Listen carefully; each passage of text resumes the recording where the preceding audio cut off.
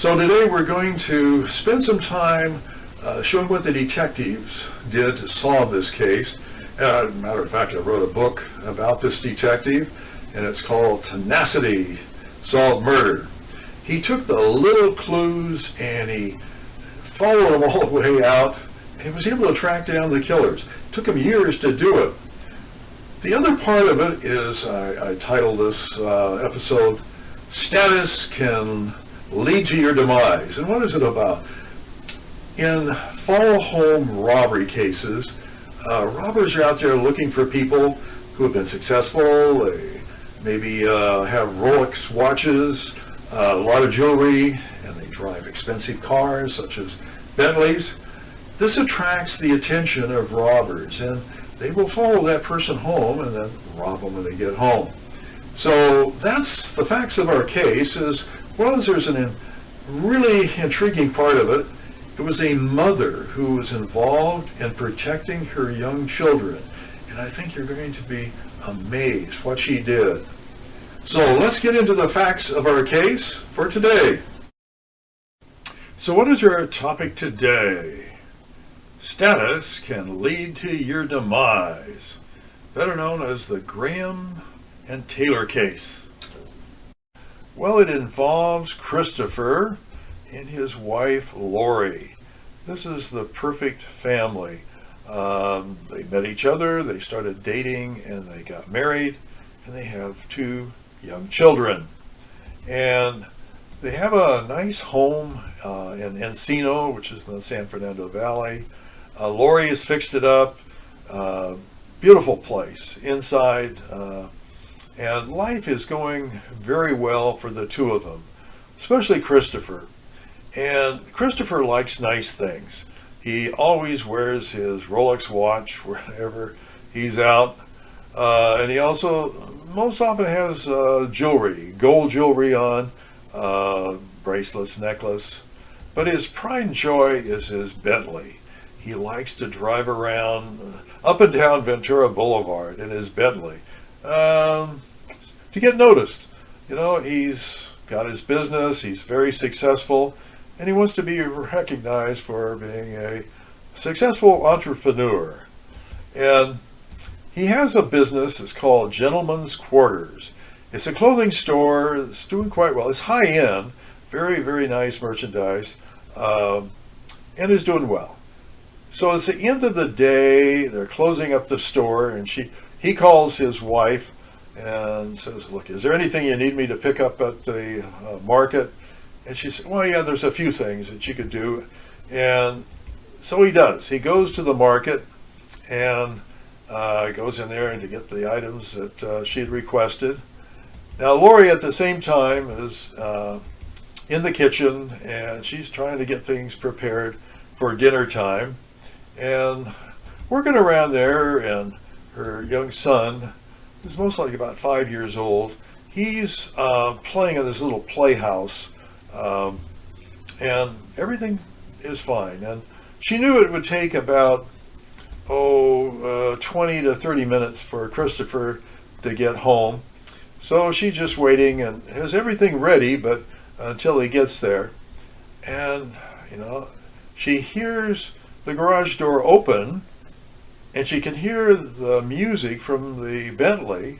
It's very loud, but he doesn't come in, and she's waiting there. She's waited several minutes, and she's wondering what's holding up. Maybe he's got a lot of groceries or something, and she can help. So she goes to the door that goes to the garage, and she opens the little garage door there just so she can see in. And this is what when she looks through the door, she sees this. And the red circle there shows you the door that she's looking out, and she can see that the Bentley is pulled in, and the music is loud and the door is open. And she looks over to the other side, and she sees her husband on the floor with 2 masked men over him, and they've handcuffed him. And there's some type of argument. There's a scuffle going on between her husband and the 2 masked men, and she doesn't know what to make of it. So she very quietly closes that door, goes back inside the house, and she goes to the kitchen. And finds, the child is there over by the playhouse, grabs him, and then runs upstairs, goes to the master bedroom, and she goes in there and she looks over and she sees the phone, and she grabs the portable phone there, and then takes the child over to the children's room, which is on the other side of the master bedroom. She goes in there, and the infant is in the crib there. She grabs the infant with her one hand and then takes the children over to this window on the other side of the children's room. She opens that window and she takes her son and lifts him up and puts him out on the roof of the house, and then climbs out with the infant. So here, where that red circle is the window that she climbed out with the infant, and her other son is in front of her on this ledge. There's a maybe 24-inch ledge there before the roof begins, flat area. So she's gone a little further over. She's closed the window, but she still can hear noise, like those people, the masked people have come up, and she could hear them as though they're going through the drawers. Things were opening and closing, and things were slamming shut. And there was some noise about, where's the safe? Where's the safe?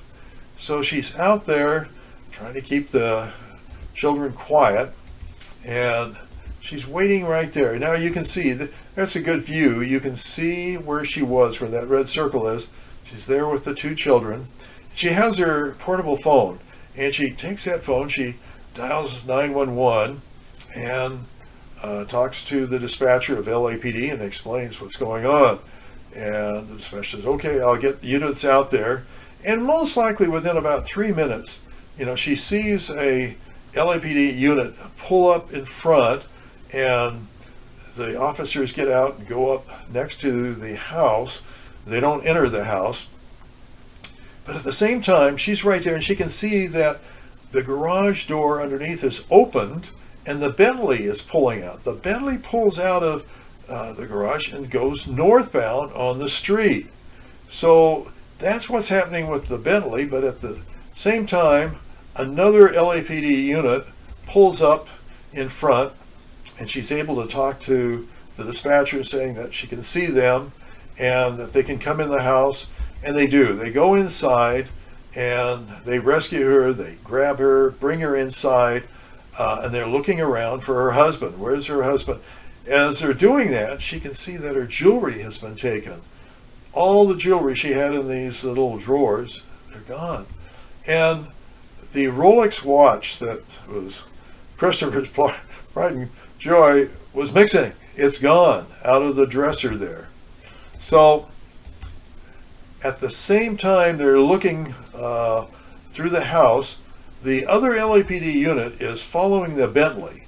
And just to show you, I put this together for the jury for trial so they would understand where all of this occurred. The car, they follow, the pursuit goes up the street, Kelvin, and it turns right on Ventura Boulevard, goes over to Tampa, and then there's a crash, bang. And what happened was that the Bentley was going very fast. This car was pulling out into an intersection, and the Bentley came behind and hit it. It spun the car around, just obliterated the rear of the car, and the driver survived. But what happens is, there's the Bentley. The Bentley continues down Tampa for another half a block, and then it crashes into a power pole and a light standard, and it spins around and ends up the back of it hitting a tree. Now, to give you some idea of the impact, here's the front of the Bentley. You can see it caught on fire, totally destroyed by the impact on the power pole. And another view of it is the rear, which is the trunk. The trunk lid flew open, and here you can see inside the trunk, it a body flies out of the trunk, goes flying all the way down, flies through, and it ends up against the cinder block wall. And it was Christopher. Christopher had been placed in the trunk by the masked men, and the accident occurred. His body went flying out, and this is where he came to rest. You can see where his head hit against the cinder block wall, crushing his head, and right next to it is the handcuffs that had been used on him. So that killed him right there and then. And the detectives respond to the incident, and it was a dangerous situation because the power lines. Here, if you can look carefully, you can see the power lines, and they're live because the car caught on fire from the electric power. So it was a dangerous situation, and they're looking for evidence, what evidence they can find. And here they can see the revolver. It's on the floorboard of the car, and just get a little closer view. There it is. You can see it right there. So that's some evidence that they're going to be able to come up with. And at the same time, on the other side, the driver's side, they look in there, and there's a ski mask right there. And there's the gun we already talked about, and there's a glove that is recovered, and a police scanner, as well as another ski mask at the driver's door. So that's the basic forensics that the detectives come across. Now the gun, they test fired the gun. The gun isn't used. Christopher isn't shot with the gun. It was used to threaten him, but it wasn't used as being fired. So it isn't matched up with anything. That glove, doesn't have any latent prints on it. It certainly doesn't have any blood on it. So no DNA there. The police scanner, they tried to track the serial number down on it, but they couldn't determine who it was sold to. And then we have those two ski masks. Well, that's pretty useless as far as evidence. So that's all the evidence that they come up with. Now, what makes this a difficult case for the homicide detectives is they've got two crime scenes where the robbery, kidnapping occurs, and also where the accident occurred, where the Bentley crashed into the other car and struck the power pole. So it was the West Valley LAPD homicide detectives that got assigned the case, and they're starting to look for evidence. What evidence is there?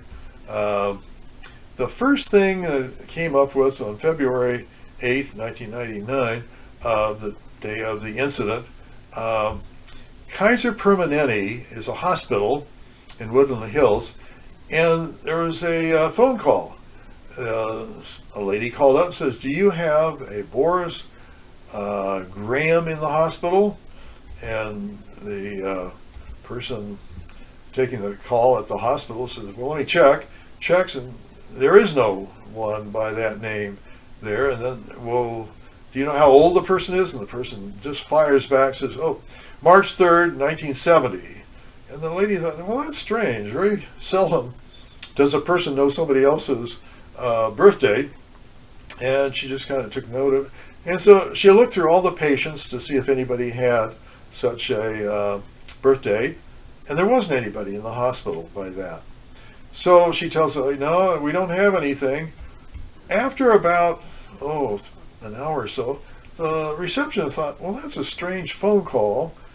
LAPD had called there about 3 hours earlier and said, "Well, we had an accident, and we're just wondering if you have anybody who's come in on an accident with injury." And they said, "No, we don't have any accident cases tonight." But because of that, she decides to call LAPD, and she tells them, "I had a lady call here asking about a Boris Graham, and we don't have any such person." Well, LAPD didn't know what to do with that information. They said, okay, we'll make a note of it. And they did. They put in their files, their database, that somebody had made an inquiry about a Boris Graham. So that was the first piece of evidence, but how it all ties together is kind of questionable. The next was in February 10th. A woman came into the police station there and said, hey, you know, I saw somebody in a green Mustang stop in the middle of the street. The person got out and started looking through bushes and went all through bushes, and it seemed strange to me. And the detective said, okay, I'll go out there, show me where it was. And the lady took the detective out there, and the detective started looking through the bushes there, and sure enough, came up with the victim's wallet. Christopher's wallet was in those bushes. So now the detectives know, oh, that green Mustang must have something to do with the wallet, especially since all of this is taking place about a block away from where the Bentley crashed into the power pole. So that's another little piece of evidence. Now, on April 3rd, America Most Wanted, it was a TV program, and they put out a segment on Christopher's killing or death in the Bentley. And it wasn't until about a month and a half later, a phone call comes into LAPD, and a person says, you know, the person who was involved in that Bentley crash and killing that man, it was Keyrail. It was Keyrail. And they gave the address where they could find Keyrail in Pacoima. And so LAPD gets that. They don't know what. They check the name Keyrail, and there's nothing on that. So they start asking around about that address that was given to them. They went to the parole office and talked to one of the parole officers there. And he said, yeah, there's a Carell Taylor who lives at that address. And then the detectives realized, well, that sounds very similar to Keyrail. Keyrail. Could it be the same? So the detectives went out to that address, not to, arrest anybody, but just kind of check things out. And sure enough, there was a green Mustang parked in front of that Pacoima address. Now they took down the license plate number. When they got back to the station, they ran it, and sure enough, it comes back to Keyrail's wife. Wow, now they have something. So they get a search warrant for Keyrail's bedroom, and they go out there and they do a search of that. And what did they find? They found Christopher's wife, Lori's jewelry, was right there on the table in Carell Taylor's bedroom. So now we have recovered that, and also not too far from that was a business card to gentlemen's quarters. Wow. Now we have some connecting evidence. So on July 13th, the detectives with the parole officers arrest Carell, and they take a blood sample from him. And it was a month later, they tested it, and sure enough, as to the ski mask, the saliva around the mouth section of that ski mask came back to Carell Taylor. So that was very, very good evidence. And here you can show, I wanted the jury to see the connection. There it is. The ski mask versus Carell's DNA.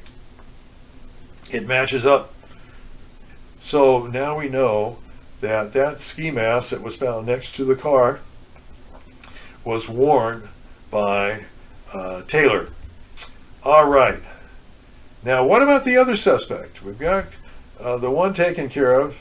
Now, West Valley, what was interesting there, in September 14th, they receive a phone call. And the detective takes it, and the person calling says, yeah, if you want to find who that other person was that was involved in that Bentley crash, killing that man, it's Michael Parks. Michael Parks, he's the one that you want. And they checked it out, and they found that Parks was in custody on a narcotics charge in Chicago. So the detective, well, okay, we don't have any leads as to this second suspect. So they get on the plane, they fly to Chicago to talk to this Michael Parks. So they get there, and sure enough, he is in custody. They go over and talk to him, and all of a sudden he starts laughing, and he says, "Oh, it's about Boris Graham. Yeah, Boris Graham lived with me. I let him stay with me for about 2 months, and he ran up the phone bill, and he wouldn't pay the phone bill, and we threw him out. But while he was there with us, he kept talking about killing a rich guy in the Bentley, and he kept talking about it, and he was proud of the fact that he was involved in it." So the detectives get all that information from Parks and realize this is key evidence. So they want to tape record it. And so they say, "Okay, just wait a second, let us turn on our tape." And he says, "No way, no how. You're not going to tape me. I'm not going to talk if you're going to have a tape recorder." So here the best evidence is going down the drain because they're not going to be able to tape record this information about Boris Graham being involved with the killing of the man in the Bentley. So Parks continues talking, and he talks about his girlfriend. They're not tape recording him because he won't let them. So they get the name of the girlfriend, and the detectives from LAPD go down in Chicago and find her. And they go up to her, and they start talking her about Boris. And she said, "Yeah, I was with Parks at the time, and Boris was living there with us for about 2 months, and he kept bragging about the killing of this guy in the Bentley, and he would go on and on about it." And the detectives turned on their tape recording and tape recorded her. So now they have a tape recording of the girlfriend indicating that. So that was crucial evidence that would be useful later on. So the detective get an arrest warrant for Boris, and goes outstanding, and America Most Wanted does another episode on the killing of Christopher, and it airs. And it wasn't until 2006 that Boris Graham was tracked down in Hollywood, Florida, and he's arrested there. And what's interesting about Boris Graham, he went all over the United States. He went back to Chicago, then he came back to Los Angeles a little bit later, and then from Los Angeles he went and he moved to Florida so he wouldn't be found out. Now, what evidence is there against him? Well, when he was brought back to Los Angeles, a blood sample was taken from him, and it was compared up with the other ski mask. So we had 2 ski masks, and here's that ski mask right there. You can see it was in the driver's seat, and when you compare the ski mask up with Boris's DNA, it's a positively match. So that matches Boris Graham. So isn't this interesting? Those 2 ski masks that seemed like useless information as far as forensically became crucial to solving this case. And it was the saliva around the mouth section of the ski mask that was cut out, and that was what was analyzed, and it came back to Boris Graham and Corell Taylor. Amazing what DNA can do. Well, because of all that evidence, both juries convicted both of them and found them guilty, and they were both sentenced to life imprisonment. Well, I just wanted to bring you up to date. What does it look like today? This is the house. And there, up there, you can see where Lori had the 2 children hiding out on this roof. What is interesting is many people are very critical of Lori for taking the children out on that ledge that was on the roof. She did it. She thought it was the safest thing to do to protect the children. She did protect the children, and we know that her husband was killed as a result of not being in a safe place. Well, hopefully you found this episode, Status Can Lead to Your Demise, interesting and maybe even informative, and you will not show off your bling to become a target of residential follow home robbers. I wrote a book about it. If you want more details, a fascinating case. It's called TENACITY Solved Murder. Well, hopefully you'll join us again for another True Crime Files podcast when we discuss another case. See you then.